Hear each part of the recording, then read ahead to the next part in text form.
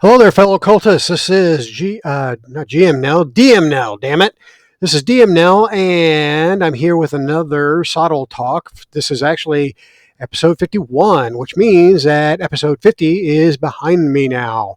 I actually never thought I'd get to it, but we did, and I wanted to do something special. We did a live stream game, one that I wrote specifically for the session. And I had a great time running it. I had great players, 4 great volunteers, and we had great fun. Unfortunately, the video itself didn't turn out so great. We had some technical difficulties, some echoing that occurred, and so the quality of the video isn't great. I apologize for that, but we did have a good time, so hopefully that came through. I actually wanted to do a follow-up to it, but my schedule has really kind of gotten booked for the summer with personal and with work commitments. So unfortunately, I'm not going to be able to do a follow-up, at least not anytime soon. I may be able to revisit it at some point in the future. In fact, I'm actually thinking about starting at the beginning and doing an actual campaign based on the setting that I had set up for that game. But anyway, that's going to be in the future. So for now, I wanted to get to the next episode, and I do apologize for it taking so long to come out. I wanted to do a follow-up fairly quickly after releasing the 50th episode, but real life actually intervened and said, fuck that, you're going to focus on these other things that you have to focus on. And I said, okay. So, because that's what adults do, right? So that's what I did. And here we are almost a month later, and I'm just now doing episode 51. But for this episode, I wanted to do another in my series of the villains of the Shadow of the Demon Lord. So I believe that every role-playing game needs its iconic villains. And I always go back to D&D because that's my first role playing game. That's my most long running role playing game that I've consistently played over the years. And so I always go back to D&D as the example. And they have plenty of examples of iconic villains. Everything from Orcus to Sararak to Vecna to Tiamat. I mean, I could go on and on. There are so many iconic villains in D&D that you just need to name any one of them and you know you're talking about D&D. So I feel like Shadow of the Demon Lord needs that as well. And I started this series with, I think, its most iconic villain, who is Ashrakal, the Witch King. Now, I did that one several months back, and then I followed it up with another one from the Tales of the Demon Lord, the first actual campaign path for Shadow of the Demon Lord. And one of the villains that was featured, and she wasn't really a villain, she was more kind of like a supporting character, at least the way I ran her, was Lucretia, who is a vampire, and she's known as the Lady of Sighs and Sorrows, I believe. And so I wanted to elevate her to the status of an iconic villain. And so in that video, we talked about how we could make her an iconic villain. And I think there's still some room to mold her better, but that's going to be in a future video. So what are we talking about? What villain are we going to be talking about tonight? Well, you're looking at him. That dude right there.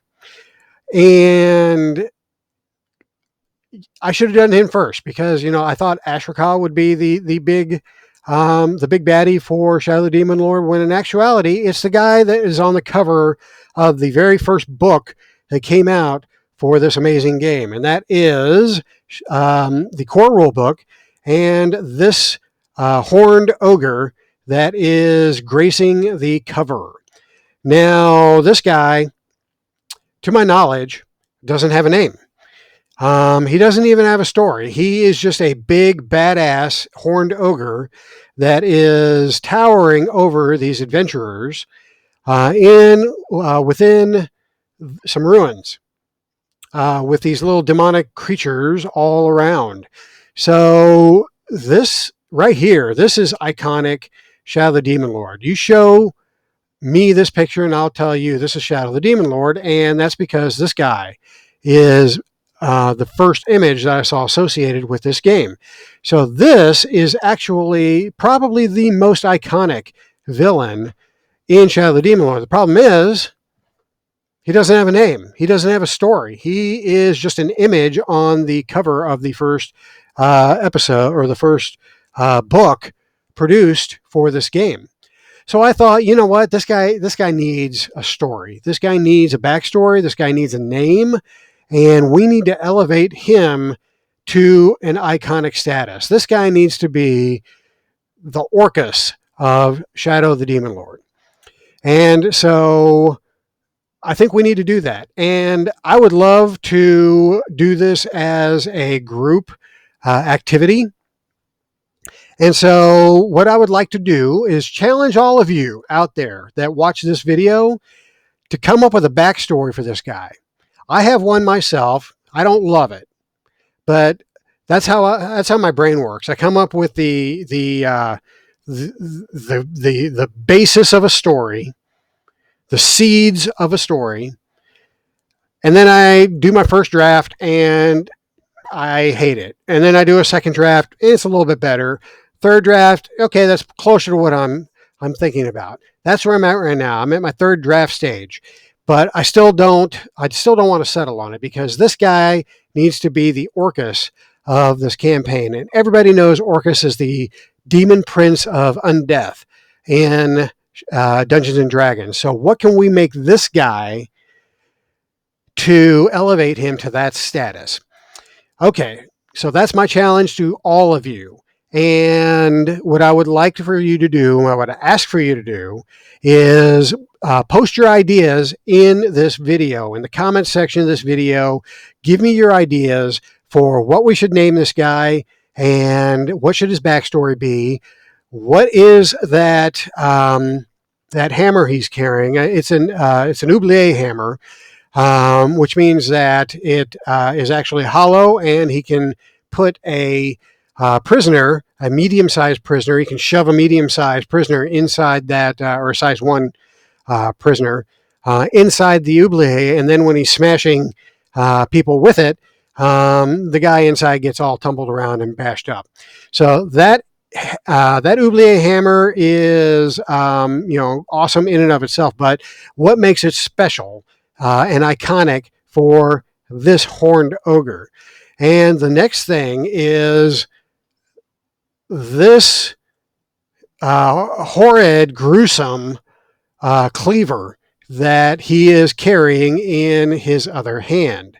So what's the story with that? What's this item called? If anything, maybe it's just a cleaver that he had created, or maybe he found it in a giant's lair. Who knows? But I like to think that it's a special cleaver because, once again, this is going to be a special, iconic character. Orcus has the wand of Orcus, right? So, what's this guy's wand of Orcus?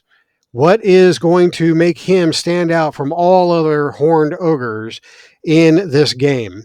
Also, let's take a closer look at this guy. He's got a mutation. Obviously, he's got 4 eyes, right? A couple of horns. He's got actually 4 horns, 2 sets of horns. He's got a arm bracer there, hiding his junk with a loincloth, but he does have a fish hook over here, or a hook of some sort. So what's the story with that? Does he like to hook his next meal on there? And that's the other thing. Ogres can't really think past their next meal. They're stupid, and all they think about is eating. So what makes this guy different? What makes this guy want to, or what makes this guy tick? What's his motivation besides eating? And of course, we can see he eats. But anyway, what is that? What is it that drives him? Is he trying to, is he trying to conquer something? Maybe he wants to um, elevate the giant kind, not only ogres, but also giants and trolls, to a place that rivals the stature that the trolls had in ancient history. Um, Maybe he would like to see the Queen of Summer's head impaled on one of the spikes on his hammer. Um, Maybe he would like to cleave the god of death, Thanatos, uh, in two with his cleaver. Is that the god of death, Thanatos? I want to say it's Thanatos. I'm thinking it's Thanatos, but now I'm questioning myself. So let's see. Father Death. Doesn't say. It just says Father Death. So maybe Thanatos is somebody else. So Father Death. Anyway, maybe he wants to cleave Father Death in twain with that big ass cleaver. I'm thinking there's no love between this horned ogre and the Fey lords and ladies. So maybe that is his goal. Maybe he is trying to raise a giant and orc army to rise up against the city of Alfheim, for example. So what else have we got on this guy? Well, let's take a look at the image. He's got clearly some markings on his chest and his belly. So what do those stand for? I don't know. He's also got a couple of morning stars dangling from his breasts. So he's got nipple piercings, probably from the weapons of somebody he ate. So that's cool. And then we've got all these guys that are fighting him. So that should be a clue as to who this guy is. He's in the ruins. So are these his ruins, or did he take over a dwarven stronghold? And these guys are trying to reclaim it. I don't know. But what I like to see is, what makes this guy special from any other horned ogre.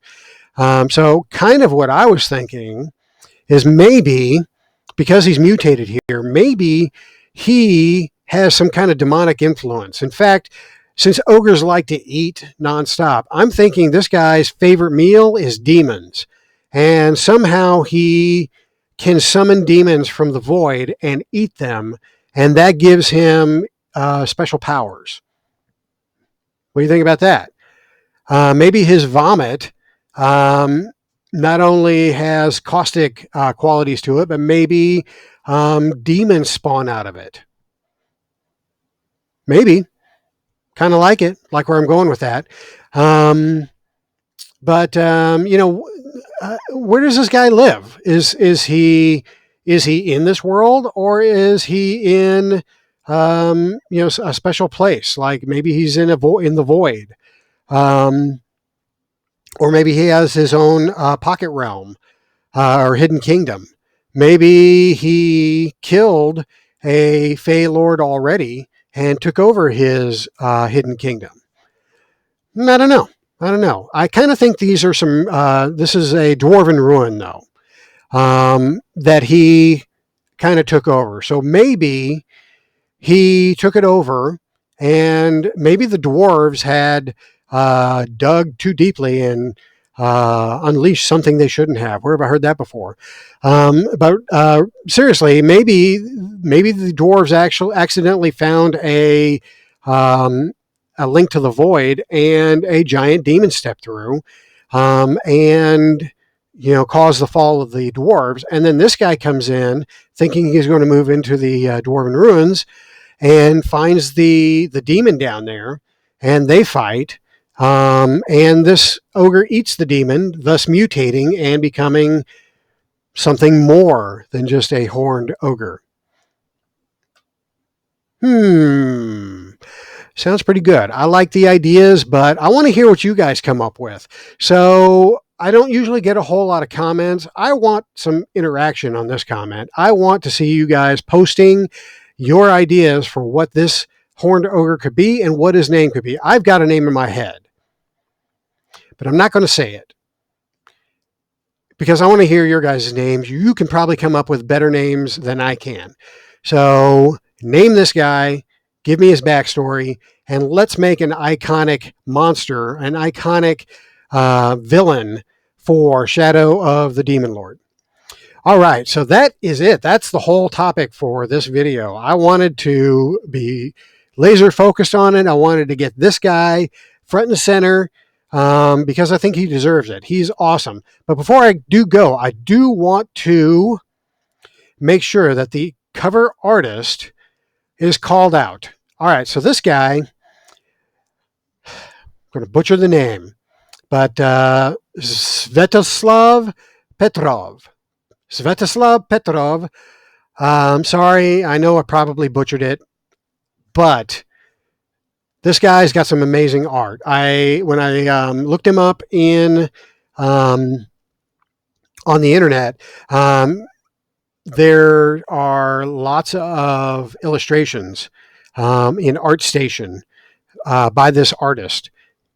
And you've seen a lot of them in Shadow of the Demon Lord, but a lot of them have not appeared in Shadow of the Demon Lord. And I've actually, this is the first place I've actually seen them. But they all have a real gritty, dark tone to them. And I really love this artist's style. And he's done several covers. He's done several illustrations for supplements. Several of the pictures actually inside the core rulebook are his. So this guy's got some good stuff for Shadow of the Demon Lord and also some good stuff outside of Shadow of the Demon Lord. So take a look at ArtStation. Do a search for let's try that again. Where'd it go? Svetoslav Petrov. Do a search for him or her. That may be a female name. I have no idea. But look for this artist out there. Check out their stuff. Really awesome stuff.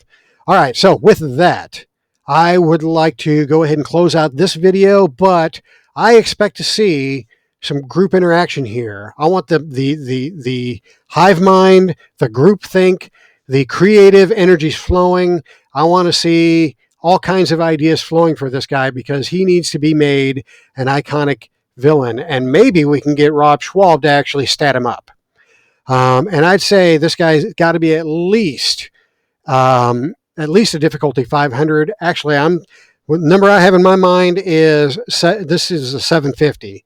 But I would not complain if you made him 1,000 because that's what Orcus would be. Just saying.